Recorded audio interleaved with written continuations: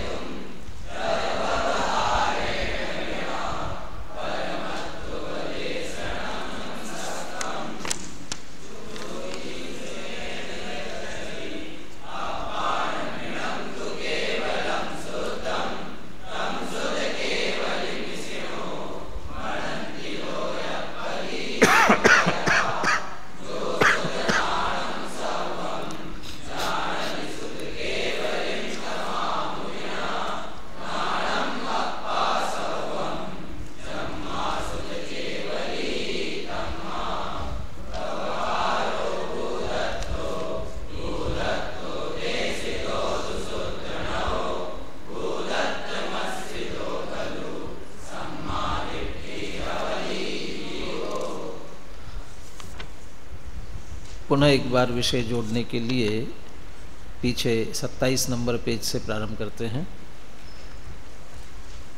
8वीं गाथा की चर्चा पूर्ण करते हुए और पीछे जाओगे तो 6ठी 7वीं गाथा में व्यवहार का निषेध किया और एक तरह से कहा जाए कि सभी प्रकार के व्यवहारों का निषेध किया। इसलिए प्रश्न खड़ा किया था, जब व्यवहार निषिद्ध ही है तो फिर उसका कथन क्यों करना। उसका उत्तर 8वीं गाथा में दे दिया था। जिस परमार्थ ने व्यवहार का निषेध कर दिया, उस परमार्थ को व्यवहार के बिना नहीं बताया जा सकता। परमार्थ बहुत स्वार्थी है।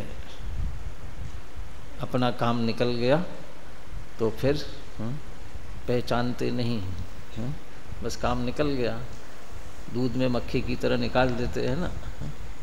वैसा करे कि तो व्यवहार निकाल दिया, हटा दिया उसने, तो परमार्थ ने तो निषेध कर दिया व्यवहार का, तो ठीक है, अब अकेला परमार्थ रहने दो। लेकिन कहते उस परमार्थ को बताएगा कौन, परमार्थ का कथन कौन करेगा। तो परमार्थ को समझाने के लिए व्यवहार आवश्यक है। किसे? अपने को कि दूसरों को? ये भी चर्चा अपन ने की थी थोड़ी सी। अपने को भी जब तक परमार्थ समझ में नहीं आए तब तक व्यवहार से उसे बराबर समझे। व्यवहार से समझे मतलब क्या? पूजा पाठ करे, व्रत उपवास करे, ऐसा ही ना। क्या करना? व्यवहार से समझे मतलब भेद पूर्वक समझे, संयोग से समझे, भेद पूर्वक समझे, वो व्यवहार है। किसी क्रियाकांड का नाम व्यवहार नहीं, किसी व्रत उपवास पूजा का नाम व्यवहार नहीं। नयों की चर्चा आप पढ़ेंगे तब ये बात आपको ख्याल में आएगी। कोई क्रियाकांड पूजा पाठ ये इसका नाम निश्चय या व्यवहार ऐसा नहीं होता है। तो भेद से हम भी वस्तु को समझे, परमार्थ को समझे। इसकी टीका में अंत में लिया था, एवं म्लेच्छ स्थानीयत्वात् जगतो 27 पेज पर व्यवहार नयोपि म्लेच्छ भाषा स्थानीयत्वेन परमार्थ प्रतिपादकत्वाद् उपन्यसनीयः। यद्यपि परमार्थ ने व्यवहार का निषेध कर दिया, फिर भी वह परमार्थ का प्रतिपादक होने से उपन्यसनीय, स्थापित करने योग्य है। जिनवाणी में भी और अपने आप के लिए भी वो उपयोगी है। इस तरह से व्यवहार की उपयोगिता तो बता दी। अब अथच ब्राह्मणो न म्लेच्छितव्या इति वचनाद व्यवहार नयो नानुसर्तव्या। फिर भी जिस तरह ब्राह्मण को म्लेच्छ नहीं हो जाना चाहिए, उसी तरह व्यवहार ने अनुसरण करने योग्य नहीं है। 2 बातें इसमें ली, परमार्थ प्रतिपादकत्वाद उपन्यसनीया और व्यवहार नयो नानुसर्तव्या। इसी में से परमार्थ प्रतिपादकत्वात् ये कहा था, इसलिए 9वीं 10वीं गाथा के लिए प्रश्न खड़ा किया था कि व्यवहार का प्रतिपादक वो कैसे हैं। आपने कहा था परमार्थ प्रतिपादक होने से वो स्थापित करने योग्य है, तो परमार्थ का वो प्रतिपादक कैसे है व्यवहार, इसकी चर्चा 9वीं 10वीं गाथा में की। और दूसरी बात कही थी व्यवहार नयो न अनुसर्तव्य, व्यवहार ने अनुसरण करने योग्य नहीं, वह क्यों, इसकी चर्चा 11वीं गाथा में कर रहे हैं। गाथा टीका पढ़ चुके हैं, फिर भी सामान्य चर्चा करते हैं। मूल गाथा में आपने पढ़ा व्यवहार ने अभूतार्थ है और निश्चय ने भूतार्थ है, ये तो तथ्य हुआ। अभी प्रश्न का उत्तर इसमें भी नहीं आया, व्यवहार ने अनुसरण क्यों नहीं करना। तो दूसरी पंक्ति में कह दिया कि भूतार्थ के आश्रय से जीव सम्यक दृष्टि होता है। तो अभी भी उत्तर कहाँ आया, ये भी एक तथ्य दिया। 3 सिद्धांत हुए, व्यवहार ने अभूतार्थ है, निश्चय ने भूतार्थ है, भूतार्थ का आश्रय लेने वाले सम्यक दृष्टि होते हैं। अभी भी उत्तर कहाँ आया, कहते 3 बातें कही है, चौथी बात और निकाल लो। भाई ऊपर की पंक्ति में 2 बातें कही थी, व्यवहार ने अभूतार्थ है और शुद्ध ने माने निश्चय ने भूतार्थ है। जो 2 बातें कही उसमें से एक के संदर्भ में तो एक के संदर्भ में स्टेटमेंट नीचे की पंक्ति में दे दिया कि भूतार्थ के आश्रय से जीव सम्यक दृष्टि होता है। अब दूसरे के संदर्भ में खुद निकालो, क्या निकलेगा दूसरे के संदर्भ में, अभूतार्थ माने व्यवहार, उसके आश्रय से जीव क्या होता है, सम्यक दृष्टि नहीं होता है, कहो मिथ्या दृष्टि होता है, ऐसा मत कहो सीधा। अब भाव तो वही निकलेगा, सम्यक दृष्टि नहीं होता है कहो तो, और मिथ्या दृष्टि होता है कहो तो भी एक ही अर्थ है। तो वो चूँकि व्यवहार के आश्रय से जीव सम्यक दृष्टि नहीं होता, अब भावार्थ निकालो, तो फिर क्या मतलब हुआ, सम्यक दृष्टि नहीं होता और मिथ्या दृष्टि होता है, तो फिर उसका अनुसरण कैसे किया जाए, क्यों किया जाए, भाई इसमें से तथ्य निकल जाएगा। इसलिए व्यवहार नय का अनुसरण नहीं करना। अमृतचंद्र आचार्य की सूझबूझ ये इसमें से देखना चाहिए, क्योंकि कुंद कुंद आचार्य ने तो गाथा लिखी है, लेकिन जो उत्थानिका लिखी है व्यवहार ने अनुसरण नहीं करना, तो ये सब अमृतचंद्र आचार्य ने निकाला है। वो कैसे निकाला उसमें से, है ना। टीका में बहुत सुंदर उदाहरण के माध्यम से ये बात स्पष्ट की थी। जिन्हें मलिन जल ही हमेशा पीने को मिला, वही तो वे तो हमेशा बस उसका ही उपयोग करते रहे, और समझ लो उसका उपयोग करते रहे तो अस्वस्थ भी होते रहे, उसके कारण से होने वाली जो दिक्कतें हैं उसको भी उठाते रहे, एक बात। और दूसरे कैसे थे, जिन्होंने स्वयं अपने हाथ से कतक फल डाला और कीचड़ अलग किया और स्वच्छ पानी का उपयोग किया, तो वे स्वस्थ हुए। ये 2 स्थितियाँ। इस उदाहरण से क्या कहना चाहते हैं, अब इसमें से व्यवहार का अनुसरण नहीं करना, ये निकालना है उसमें से, ये कैसे निकलेगा। अब वैसे ही सिद्धांत में क्या निकाला था, सिद्धांत में क्या लगाया था, इसी तरह आत्मा का, जैसे वहाँ कीचड़ से पानी का जो स्वच्छ स्वभाव है वह ढक गया, नहीं आ रहा है समझ में, वैसे यहाँ भी कर्म के मिलने से, अनादिकालीन कर्म के उदय से और कर्म के परिणामों से, औपाधिक भावों से, अभी कषाय की बात हो रही है, कषाय से तिरोहित हो रहा है, तो वो उससे वह आत्म स्वभाव तिरोहित हुआ। अब जिन्हें ऐसा ही आत्मा समझ में आ रहा है, वे आत्मा को वैसा ही रागी द्वेषी कर्म सहित देह सहित वो वैसा ही अनुभव करते हैं, और वैसा ही अनुभव करते हैं तो वही संसार परिभ्रमण, आकुलता व्याकुलता दुख ही उठाते संसार परिभ्रमण चलता रहेगा। अब दूसरे कौन, जिन्होंने भेद विज्ञान से वो कर्म, कषाय, विकार उनसे रहित शुद्ध आत्मा प्रकट कर लिया है और उस शुद्ध आत्मा को जो अनुभव करते हैं, अब उन्हें क्या करना चाहिए? कहते उनका उसी आत्मा का आश्रय करना चाहिए। उन्हें अब वो जो कषाय सहित था, कर्म सहित था, ऐसे आत्मा से उनको कुछ भी लेना देना नहीं है।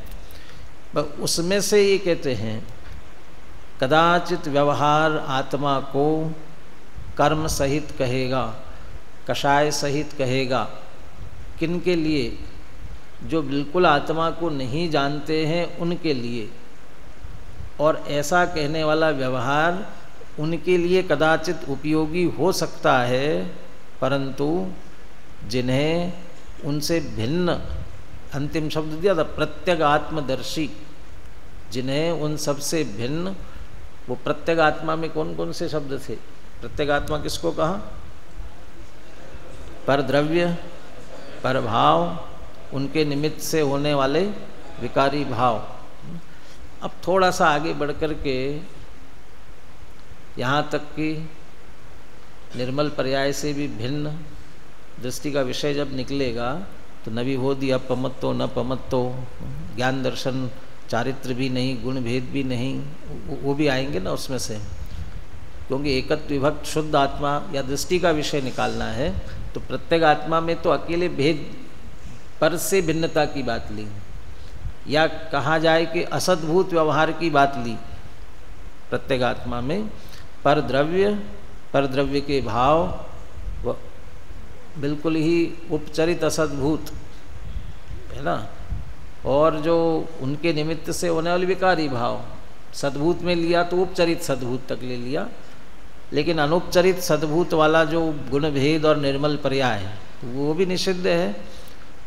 और उनको आत्मा कहना वो सब व्यवहार में चला जाएगा। लेकिन जिन्हें इन सबसे भिन्न वो चैतन्य स्वरूप एकत्व विभक्त आत्मा दृष्टि में आ गया है, भेद विज्ञान से जिन्होंने स्वयं प्रकट कर लिया है, अपने पुरुषार्थ से, भेद विज्ञान से, अपने स्वयं भेद विज्ञान का उपयोग करके किया है ना, अब उनके लिए कह रहे हैं। जो व्यवहार ने वो नानुसर्तव्या कहा, लेकिन किसके लिए? व्यवहार ने अनुसरण करने योग्य नहीं है, गंदा पानी पीने योग्य नहीं है, इसलिए भर करके भी मत लाओ। तो जहाँ पर बिल्कुल वैसा ही पानी आता होगा वे क्या करेंगे? प्यासे रहेंगे क्या? पानी तो वही लेकर आएंगे, लेकिन उस पानी को लाने के बाद फिर कतकफली से जो भी व्यवस्था हो उसके माध्यम से निर्मल करके प्रयोग करना। यदि ऐसा कह दिया, जिन्हें वो वैसा पानी उपलब्ध ही नहीं हो वे क्या करेंगे? लाओ भी मत, तो काम नहीं चलेगा। हाँ, जिन्हें बिल्कुल स्वच्छ पानी मिल रहा है, उपलब्ध है, और वो फिर वो गंदा पानी लावे, तो उनके लिए कहना ठीक नहीं है। ऐसे व्यवहार नयो नानुसर्तव्य यद्यपि कहा है, इसका अर्थ जिन्हें अभी आत्मा समझ में ही नहीं आया है वो व्यवहार को छोड़ देंगे तो फिर क्या होगा? तो उन्हें आत्मा कैसे समझ में आएगा? इसलिए व्यवहार ने अनुसर्तव्य किनके लिए है? अंतिम पंक्ति इसकी 11वीं गाथा की टीका की अंतिम पंक्ति, अतः प्रत्यग आत्मदर्शी भीर व्यवहार नयो न अनुसर्तव्या। इसलिए जिन्हें पर से पर्याय से भिन्न चैतन्य स्वरूप आत्मा दृष्टि में आया है उन्हें व्यवहार ने अनुसरण करने योग्य नहीं है। यदि वे फिर व्यवहार में पड़ेंगे तो फिर उस अनुभव से फिर चूक जाएंगे। इसलिए व्यवहार ने उन्हें अनुसरण करने योग्य नहीं है। अभी यदि अनुसरण करने योग्य नहीं है तो फिर उसे कहा ही क्यों है? ये 12वीं गाथा में फिर कहेंगे। व्यवहार का उपदेश क्यों दिया, वो अगली गाथा में कहेंगे। यहाँ व्यवहार ने को अभूतार्थ कहा और निश्चय ने कैसा है? भूतार्थ है, सत्यार्थ है। इस संदर्भ में जयचंद जी छाबड़ा यहाँ हुआ पो कर रहे हैं, और जयचंद जी छाबड़ा भावार्थ विस्तार से लिखते हैं तो वह भाव जैसे नाचार्य की टीका से होता है, तो उसका कुछ भाव लेते हुए जो स्पष्टीकरण कर रहे हैं उसे अपन पढ़ते हैं। यहाँ व्यवहार ने को अभूतार्थ, और शुद्ध नय को भूतार्थ कहा है। जिसका विषय विद्यमान न हो, असत्यार्थ हो, उसे अभूतार्थ कहते हैं।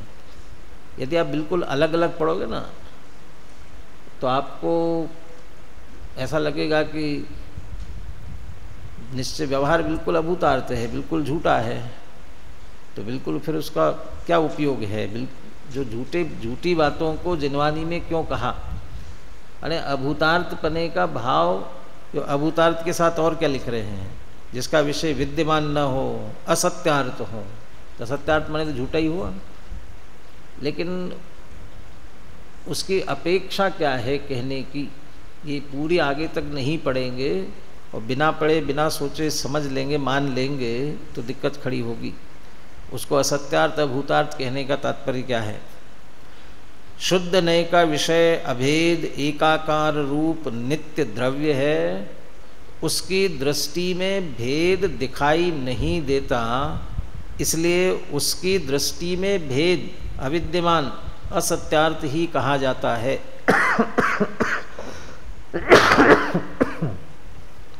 ऐसा तो नहीं है कि भेद रूप कोई वस्तु ही न हो।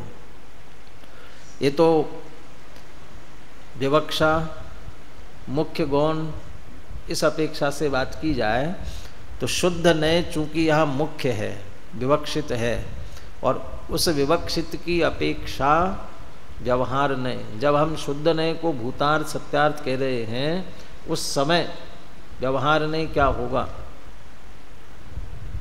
अर्जुन के लक्ष्य की तरह अर्जुन को वो लकड़ी की चिड़िया की आँख पर लक्ष्य केंद्रित करना है और उसके गुरु पूछ रहे हैं क्या क्या दिखाई दे रहा है, तो वो जैसा मना कर रहा है कि ये पेड़ पौधे दिखाई दे रहे हैं क्या, मैं दिखाई दे रहा हूँ क्या, तो ये जो नहीं कह रहा है कि नहीं दिखाई दे रहे हैं, तो नहीं दिखाई दे रहे मतलब नहीं है क्या, है तो सभी, लेकिन जिस लक्ष्य पर लक्ष्य केंद्रित किया हुआ है तो उसमें वो कुछ नहीं दिखाई दे रहे हैं।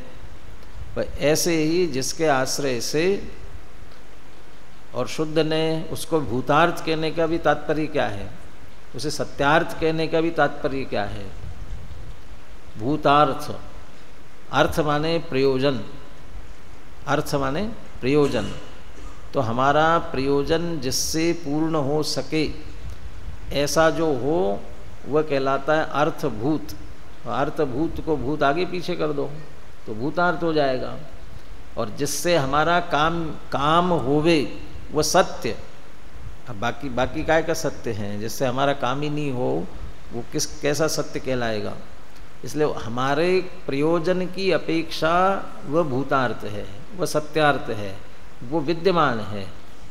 क्योंकि बाकी से हमारा प्रयोजन सिद्ध नहीं होता इसलिए अभूतार्थ है, इसलिए असत्यार्थ है। इसलिए शुद्ध नय की दृष्टि में शुद्ध नय का विषय जो हमारा अतीन्द्रिय आनंद सुख जिस सम्यक दर्शन से प्रकट होता है, वह सम्यक दर्शन जिससे प्रकट होता है वह शुद्ध नय, और उसकी दृष्टि से देखा जाए शुद्ध नय का विषय अभेद एकाकार रूप नित्य द्रव्य। अब इसमें से भी निकालना चाहो द्रव्य क्षेत्र काल भाव निकाल लेना। अभेद एकाकार रूप नित्य द्रव्य वो शुद्ध नय का विषय, उसकी दृष्टि में भेद दिखाई नहीं देते, इसलिए उसकी दृष्टि में भेद अविद्यमान असत्यार्थ ही कहा जाता है। और वो सारे भेद व्यवहार के विषय बनते हैं, इसलिए व्यवहार अभूतार्थ कहलाएगा। तो शुद्ध नय भूतार्थ हो गया, व्यवहार नय अभूतार्थ हो गया। ऐसा तो है नहीं कि भेद रूप कोई वस्तु ही न हो, नय है। और नय का अर्थ क्या होता है, दूसरे पक्ष को गौण करना, दूसरे पक्ष का निषेध करना नहीं होता। इसलिए भले ही शुद्ध नय की अपेक्षा व्यवहार कितना ही अभूतार्थ सत्यार्थ हो तो गौण होकर के ही होता है, निषेध होकर के नहीं होता। यदि ऐसा मानेंगे, यदि सर्वथा व्यवहार को अभूतार्थ सत्यार्थ मानेंगे तो क्या दिक्कत आएगी। यदि ऐसा मानेंगे तो जिस प्रकार वेदांत मत वाले भेद रूप अनित्य को माया स्वरूप कहते हैं, अवस्तु कहते हैं, और अभेद नित्य शुद्ध ब्रह्म को वस्तु कहते एकांत से, वैसा हमें भी मानना होगा। ये सर्वथा निषेध कर दिया भेदों का। ऐसा मानने पर सर्वथा एकांत शुद्ध नए के पक्ष रूप मिथ्या दृष्टित्व का प्रसंग आएगा, सीधा अन्य मत का वो एकांत मिथ्या दृष्टिपने का प्रसंग आ जाएगा। इसलिए ऐसा नहीं माना जा सकता। तो क्या मानना पड़ेगा? इसलिए ऐसा स्वीकार करना ही ठीक है कि जिनवानी स्याद्वाद रूप है और प्रयोजन के अनुसार नयों को यथा योग्य मुख्य व गौण करके कथन करती है। अब बहुत मार्मिक बात आगे कहने जा रहे हैं। गहराई से समझने की बात यह है कि मैंने यहाँ इतने बिल्कुल बेधड़क ऐसा कह रहे हो, न आत्मा प्रमत्त होता है, न अप्रमत्त होता है, न आत्मा में ज्ञान है, दर्शन है, चारित्र्य है, बिल्कुल निषेध करते हुए कहते जा रहे हो। ऐसा कैसे कथन कर रहे हो? बिल्कुल प्रमत्त अप्रमत्त है ही नहीं, ज्ञान दर्शन चारित्र आत्मा में है ही नहीं, कैसी भाषा का प्रयोग कर रहे हैं? ऐसा क्यों कर रहे हो? तो ये इसके लिए कहना चाहते हैं। गहराई से समझने की बात यह है कि प्राणियों को भेद रूप व्यवहार का पक्ष तो अनादि से ही है, और इसका उपदेश भी बहुधा सर्व प्राणी परस्पर करते हैं, और यही अनादि से सुनते आ रहे हैं। तो उसमें क्या नयापन हुआ? जिनवानी में भी व्यवहार का उपदेश हस्तावलंबन जानकर बहुत किया है। ये फिर प्रश्न करते हैं ना, हम क्या करते हैं? जिनवानी में भी है, लेकिन जिनवानी में क्यों किया है? हस्तावलंबन। हस्तावलंबन क्या होता है? किसी के जा कर के आप सबसे पहले मिलते हैं तो क्या करते हैं? Shake hand. तो वो वही है कि हस्तावलंबन।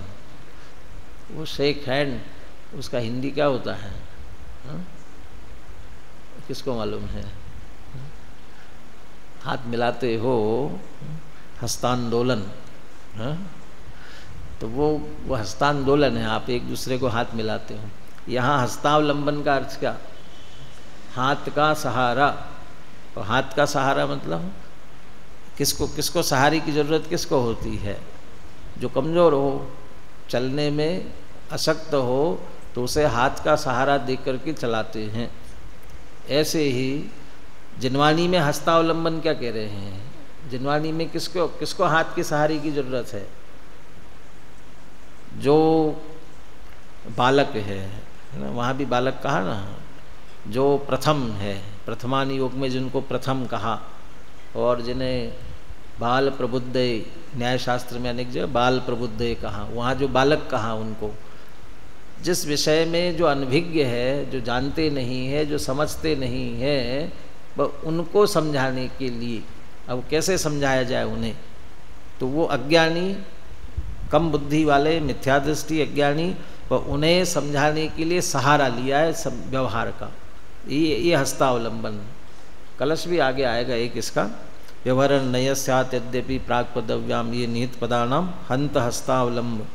व्यवहार का उपदेश हस्तावलंबन जानकर बहुत किया है। ये तो बहुत का बहुत भी कितनी कल्पना कर सकते हो आप? कितने अनुयोग हैं? 4 अनुयोग। और 4 अनुयोग में निश्चय का कथन किसमें है और व्यवहार का कथन किसमें है? प्रथमानुयोग किसके ऊपर आधारित है पूरा का पूरा? और कितना स्थूल व्यवहार, वहाँ किसको मुनि कहा जाएगा, किसको क्या क्या कहा जाएगा, मतलब कितना स्थूल व्यवहार है प्रथमानुयोग में। चरणानुयोग तो पूरा व्यवहार आधारित है ही है। और कर्णानुयोग जितना निमित्त प्रदान कथन करता है, किस कर्म से क्या होता है, इसकी जितनी चर्चा करता है वो सब व्यवहार प्रधान है। बाकी तो भूगोल जितना है उसको व्यवहार निश्चय क्या कहना, वो तो जैसा है वैसा निरूपण कर रहा है। लेकिन जितना कर्म सिद्धांत वाला, कर्णानुयोग की 2 शैलियाँ हैं ना, एक तो भूगोल वाली और एक कर्म वाली। तो कर्म वाली जितनी वो सब व्यवहार आधारित है। अब द्रव्यानुयोग में भी कितना निश्चय का कथन और कितना व्यवहार का कथन। यानी 4 अनुयोग में 3 तो व्यवहार की मुख्यता वाले है ही, और चौथा जिस द्रव्यानुयोग में निश्चय की चर्चा हो सकती होती है उसमें भी आधा व्यवहार की तरफ जाता है, आधे से भी ज़्यादा व्यवहार की तरफ जाता है। तो कितना निश्चय कम रह गया। तो ये जिनवाणी में भी बहुधा यानी अधिकतर जितना कथन है वो तो व्यवहार का ही है, तो फिर निश्चय का कथन मिलेगा कहाँ। जिनवाणी में भी व्यवहार का उपदेश हस्तावलंबन जानकर बहुत किया है, तो जब इतना है तो उसका अनुसरण करने का निषेध क्यों करते हो। ये बहुत मार्मिक शब्द जयचंद जी छाबड़ा के हैं। किंतु उसका फल तो संसार ही है। किसका? व्यवहार का। व्यवहार का फल संसार है। यदि व्यवहार को सत्यार्थ मान लिया तो जैसा व्यवहार ने कहा, व्यवहार से समझाने के लिए एक इंद्रिय आदि को शरीर को जीव कहा था, लेकिन शरीर को ही जीव मान लिया। मात्र भेद में ज्ञान दर्शन चारित्र इनको ही आत्मा मान करके बैठे तो सम्यक की प्राप्ति नहीं होने वाली, मिथ्यात्व ही रहेगा। इसलिए उसका फल संसार ही है। उसी में अटके रहे तो संसार में ही रहने वाले हैं। टोडरमल जी ने काफ़ी विस्तार से चर्चा की है।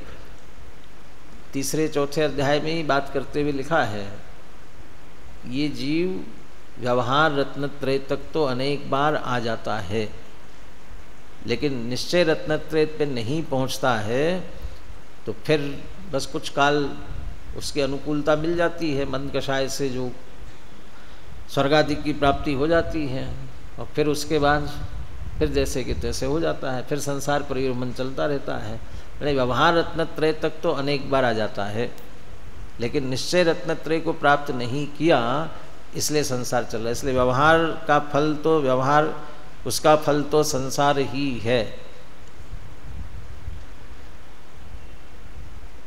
स्वाध्याय करने वाले, निश्चय की मुख्यता से चर्चा करने वालों को दुनिया दोष देती है, क्यों निश्चय को इतना बढ़ावा देते हो। तो ये कोई सोनगढ़ वालों ने तो लिखा नहीं, जयचंद जी छाबड़ा कोई सोनगढ़ के थे नहीं, उस समय सोनगढ़ था भी नहीं। ये तो इस सब के आधार से ये समय सार हाथ लगा, इसलिए ये सब बातें सहज आने लगी। तो उस समय भी जब गुरुदेव ये कहने प्रारंभ कर दिया था, आचार्य शांति सागर महाराज से उस समय, तो उनसे जाके लोगों ने शिकायत की, आप ये व्रत उपवास पूजा पाठ इन सब का निषेध कर रहे, व्यवहार का निषेध करते हैं। उनने क्या उत्तर दिया था शांति सागर जी ने? उनने कहा, मेरे सामने भी यदि समय सार ग्रंथ होगा तो मैं भी यही कहूँगा। अब वे सब लोग समझते नहीं, ऐसा कह करके वो वहाँ चर्चा सब ठीक है ना, बहुधा उपदेश भी परस्पर व्यवहार कई करते हैं, इसलिए व्यवहार ही चलता रहा, ये निश्चय की चर्चा नहीं आई। और जब निश्चय की चर्चा शुरू हुई तो लोगों को अटपटा लगने लगा। तो जिससे संसार ही बढ़ने वाला है, ऐसी चर्चा करते रहेंगे तो क्या होगा, उसका हल क्या निकलने का। अब देखिए दूसरी तरफ, शुद्ध नय का पक्ष तो कभी आया नहीं और उसका उपदेश भी विरल है। ये पक्ष आना बहुत कठिन है। यदि कोई निश्चय वाला कह करके किसी को चिढ़ाता हो तो चिढ़ने की बजाय खुश होना चाहिए कि चलो हमारे ऊपर एक ठप्पा लगा, कि इसका मतलब कुछ अंदर में हमको निश्चय का पक्ष आना शुरू हुआ है। वास्तविक पक्ष आया कि नहीं पता नहीं है अभी, लेकिन हाँ कुछ आना शुरू हुआ है। तो नाराज होने की बजाय खुश होना, बल्कि और उस पक्ष को मजबूत करने की कोशिश करना, अंदर से उसका पक्ष और आता जाए, अधिक से अधिक अंदर से आने की कोशिश करो। क्यों? शुद्ध नय का पक्ष तो आया नहीं और उसका उपदेश भी विरल है, बहुत कठिन है उसका कथन। इसलिए उपकारी श्री गुरु ने शुद्ध नय के ग्रहण का फल मोक्ष जानकर, देखो दूसरी तरफ उधर व्यवहार का फल क्या कह दिया, संसार, और शुद्ध ने का फल ये मोक्ष है। गहे शुद्ध ने तजे शुद्ध ने बंद है, गहे शुद्ध ने मोक्ष। या निचोर इस ग्रंथ को परम रस पोख, तजे शुद्ध ने बंद है, गहे शुद्ध ने मोक्ष। माने इस ग्रंथ का पूरा निचोड़ यही है, परम रस का पोषण करने वाला।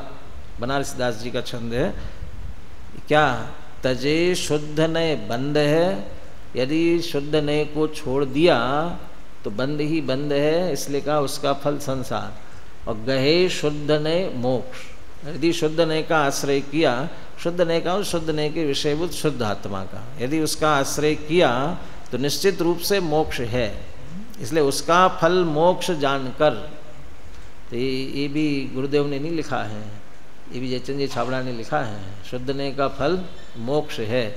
इसलिए शुद्ध ने निश्चय वाले बनो, व्यवहार वाले मत बनो। उसका ही उपदेश प्रधानता से दिया है ये। इसलिए उपकारी श्री गुरु ने ये जो शब्द दिए ना, ये जयचंद जी छाबड़ा किनके लिए कह रहे हैं, उपकारी श्री गुरु ने माने गुरुदेव कांजी स्वामी ने। हाँ, किसके लिए कह रहे हैं, श्री गुरु माने कौन, कुंद कुंद आचार्य के लिए कह रहे हैं। इसलिए कुंद कुंद आचार्य ने शुद्ध नय के ग्रहण का फल मोक्ष जानकर उसका ही उपदेश प्रधानता से दिया। कहाँ दिया, ये इस समय सार ग्रंथ में। और कहा है कि शुद्ध नय भूतार्थ है, सत्यार्थ है, इसके आश्रय करने से सम्यक दृष्टि होता है। इसको जाने बिना जब तक जीव व्यवहार में मग्न है तब तक आत्मा के ज्ञान श्रद्धान रूप निश्चय सम्यक दर्शन नहीं हो सकता है। अब वो व्यवहार में मग्न है का मतलब देख लो। सम्यक दर्शन की परिभाषा रत्नकरण श्रावकाचार्य में क्या दी, श्रद्धाणम परमार्थाणाम आप्तागम तपोभृताम त्रिमूढ़ा पौढ़मष्टांगम। तो ये क्या वहाँ तक आ जाते हैं, ठीक है ना, कर लिए सच्चे देव शास्त्र गुरु की श्रद्धा की। अरे यहाँ तक कि तत्वार श्रद्धाणम सम्यक दर्शनम, ये निश्चय है कि व्यवहार है। तत्वार श्रद्धाणम सम्यक दर्शनम, निश्चय की व्यवहार। अभी वो भी 13वीं गाथा आएगी, उसमें 7 तत्वों की श्रद्धा, लेकिन कैसी श्रद्धा की। हाँ, ये 7 तत्व है, ऐसे ही है, ये श्रद्धा में भी व्यवहार होगा। वो निश्चय का क्या होगा वह भी 13वीं गाथा में कहेंगे। अरे ये सब व्यवहार तक आए, व्यवहार करते करते कितने कितने व्यवहारों में आ गए। दीन भयो प्रभुपद जपे मुक्ति कहाँ से होय, व्यवहार की बात है। लीन भयो व्यवहार में उक्ति न उपजे कोय, दीन भयो प्रभुपद जपे मुक्ति कहाँ से होय। प्रभु पूजो सुमरो पढ़ो करो विविध व्यवहार, ज्ञान स्वभावी आत्मा ज्ञान गम्य निर्धार। अरे इसी व्यवहार में लगे रहेंगे तो सम्यक्त्व की प्राप्ति नहीं होगी, निश्चय सम्यक दर्शन ज्ञान चारित्र की प्राप्ति नहीं, मुक्ति की प्राप्ति नहीं होने वाली है।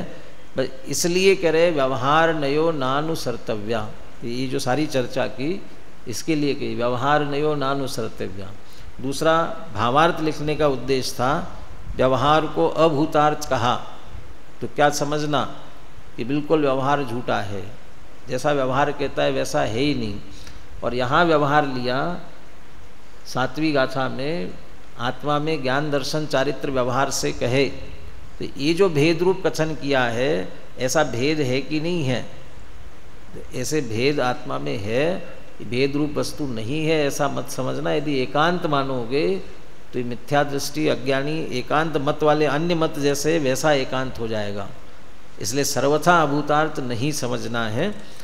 कल थोड़ी सी चर्चा जैसेन आचार्य ने जो की अनुशीलन में लेंगे, जैसेन आचार्य ने की। जैसेन आचार्य ने इसकी चर्चा दूसरी तरह से की। वे कहते हैं व्यवहारो भूदत्थो देसिदो, पहली पंक्ति का अर्थ करते हैं व्यवहारो भूदत्थो देसिदो, माने व्यवहार ने अभूतार्थ और भूतार्थ और ऐसे ही व्यवहारो भूदत्तो भूदत्तो देशिदो शुद्ध न हो, माने व्यवहार में भूतार्थ और अभूतार्थ दोनों हैं। ऐसा नहीं कि व्यवहार बिल्कुल अभूतार्थ ही है, भूतार्थ भी है। और दूसरी तरफ कहते हैं शुद्ध न हो, जो शुद्ध न है वह भी भूतार्थ अभूतार्थ, उसका भी दोनों तरह से करना है। ऐसा नहीं, माने अमृतचंद्र आचार्य ने अर्थ किया, लेकिन जैसे आचार्य की विशेष शैली, वे अमृतचंद्र आचार्य जो कहते हैं वो तो पहले स्वीकार करते हैं और फिर द्वितीय व्याख्यान से दूसरा अर्थ निकालते हुए, तो दूसरा अर्थ ही निकालेंगे कि व्यवहार ने भूतार्थ अभूतार्थ है और ऐसे ही निश्चय ने भी भूतार्थ अभूतार्थ है।